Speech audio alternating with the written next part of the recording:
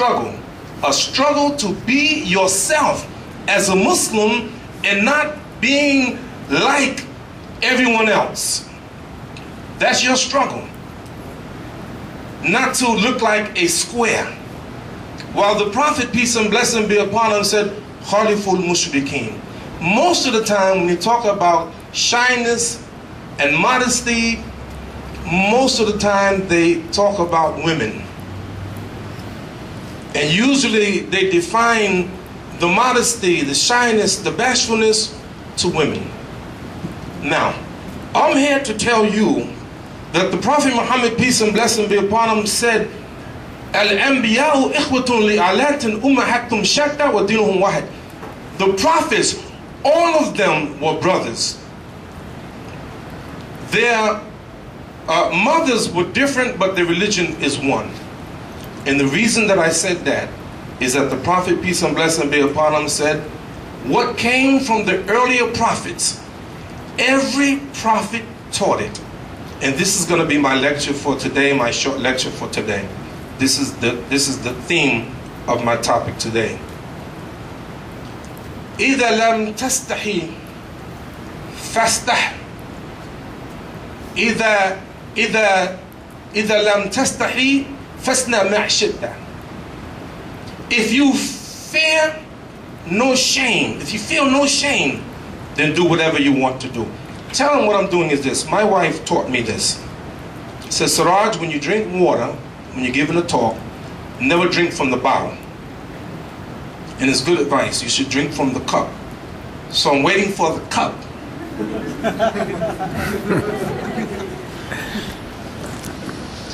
If you feel no shame, then do what you like. Sisters, I want to say something about Muslim sisters and this thing that you call the hijab. I gave a lecture at St. John's University, I'll never forget this, and had lunch with the professor of mathematics, head of the Department of Mathematics, Jewish man. I'll never forget this. And while we were eating lunch, and by the way, I was the first Muslim to give a lecture at St. John's University. First one. The president attended the lecture, the vice president, many students, professors, and there were a handful of Muslims there. And by the way, I'm happy to announce that after my lecture, they hired a Muslim actually to teach Islamic studies at St. John's University. So I'm very happy about that. Now, he said to me, he said, Imam Siraj, he was boasting about the Muslim women, how they were dressed. He said, oh man, they look beautiful. He said, look at them, look at the way they're dressed. And he kept on and on and on. And then he said this, Imam Siraj, you know what? You see the way these Muslim women are dressed? I said, yes, sir. He said, Jewish women used to dress just like that. He said, if you ask me publicly, I'm going to deny it. But they dressed exactly like that. And I said, wow. If you go back and study Christian women and Jewish women, if you go back and look at their dress, very similar to the dress of the Muslim women. If you look at nuns, the best of them, look how they dress, they just like, very similar to Muslim women. So there is something about how we dress. Now, this is a school of law, right? Does anybody think it inappropriate for a man to go shirtless in public? You think so? Why?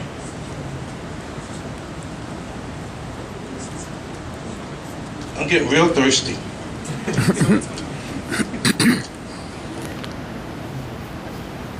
Why? Why? Huh? Public indecency. Do you think that? For real? How often do you see men with no shirts on? How often do you see men with no shirts on? Common, right? What about a woman shirtless? You say no? Why? Yeah, you. By the way, that's my granddaughter. See how bashful she is? Why not? Not appropriate. Why isn't it appropriate? How many of you think it's inappropriate? Raise your hand. Everybody knows it. Everybody says it. But did you know that right now in Canada, it's legal for women to go in public without a shirt? There was a case about 10 years ago, and a woman fought it. She was charged with indecent exposure. She fought it, she lost, and it was appealed, and she won. So in Canada, right now, it's not illegal for women to go topless. You want to do this now? In New York, it's legal for women. Yeah, in New York. It's legal in New York? Yeah. No way. Yeah. Like where? In New York. That's what I like, In New man. York City, it is legal for women to go topless. Are you sure? Yeah. It's true? Yeah. Allahu Akbar. Yeah. Allahu Akbar. MashaAllah. Wallah, I didn't know that. They have meetings in Central Park during the summer. Are you serious? I'm more than serious. You're more than serious. Yeah, I was gonna say it. MashaAllah. Gareth, did you know that? I knew that. You don't want to know it. But what is happening, brothers and sisters, I'm telling you, things are changing. I would have predicted it would become legal one day. I didn't know that it was already legal in New York City. I didn't know that. But what is happening is that people have lost their Hayaah. They have lost the shame, the natural shame, and there's something happening in society that are now changing. Everything is called the evolving standard of decency. What used to be decent is no longer vogue anymore. Now, almost anything goes. Give you an example. Nudist colony. People actually taking off their clothing in public around other people. Nudist colony. Why? What's going on? That the very nature and the very shyness of human beings is gone. Now, the Prophet, peace and blessing be upon him, said, if you have no shame, then do whatever you want to do. And that's the society that we live in right now, that people are absolutely doing whatever they want to do. Now, I got some news for you. There's some good shyness and there's some bad shyness. And I want to give you an example. How many of you ever found yourself in a place where it's time for prayer and you trying to make a decision, how am I going to make my prayer? It's time for Salat. And I can't get to my next place in time, so I got to do it now or I miss my prayer. What do you do? What do you do? What are you doing? Can I tell you what happened to me once? I go to airports all the time. Sometimes I have to make my salat right in the airport. I was in JFK once, right? John F. Kennedy Airport. And I'm like, looking, where can I make my prayer? And I found a secluded area. I said, good, I'm going to make my prayer there. I went there and I said, Allahu Akbar. And as I'm praying, all of a sudden, a plane must have landed. And people were coming right to me while I was praying like this. By the way, this is before 9/11. And I'm standing there like this, making ruku, and the people are passing me by. It's a strange feeling, isn't it? It's a very strange feeling. But I continued my prayer. I remember once, I'll never forget, I was driving with my family from New York to Atlanta, Georgia. We stopped in North Carolina, and we stopped to make salat. It was time for, I think, Salatul Maghrib. So me and my family, we were praying. And all I remember is that when I finished prayer, Assalamu alaikum wa rahmatullah, Assalamu alaikum wa rahmatullah, I turned around and about 15 people had joined us and were making salat with us, because we had the love of Allah to want to make our prayer. I'm not saying that everybody should do that all the time. You have to pick and choose your time. And if the place is not appropriate, if it's not appropriate for you to make salat there, don't worry about it there. Allah is most just. But the question is, do you have shyness for Allah? This sister, Yasmin Mugahid, you know her? Love her. Love her. In the appropriate way. Look what she said. Subhanallah. I was blessed to be with her in the United Kingdom not too long ago.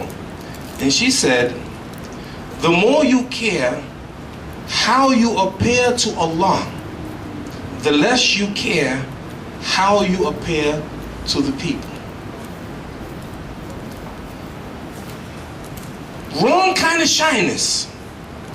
I go to a Muslim establishment and I see a Muslim and I say, Assalamu alaikum.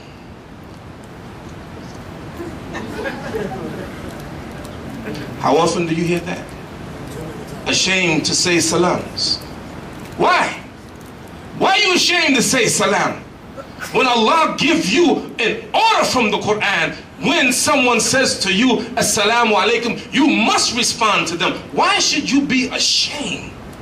So now we find people having the wrong kind of hayaah, being ashamed.